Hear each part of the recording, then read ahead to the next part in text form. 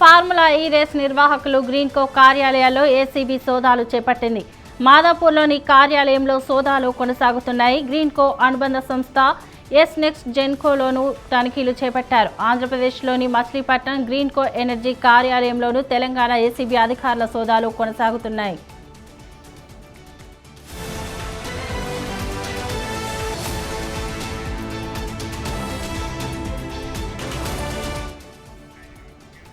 Formula ఈ race వ్యవహారంలో గ్రీన్కో అనుబంధ సంస్థల ఎలక్టోరల్ బాండ్ల వ్యవహారం తెరపైకి వచ్చింది. ఫార్ములా ఈ ఒప్పందానికి ముందు ఎలక్టోరల్ బాండ్ల రూపంలో బీఆర్ఎస్కు 41 కోట్లు ఇవ్వడంపై ఏసీబీ దృష్టి సారించింది.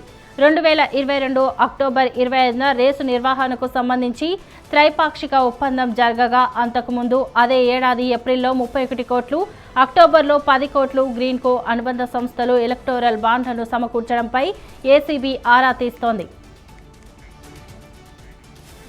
మరోవైపు ఫార్ములా ఈ కేసులో విచారణకు రావాలని కేటీఆర్కు ఏసీబీ రెండోసారి నోటీసులు ఇచ్చింది. ఈ నెల 9న విచారణకు రావాలని నిన్న కేటీఆర్కు నోటీసులు ఇచ్చింది.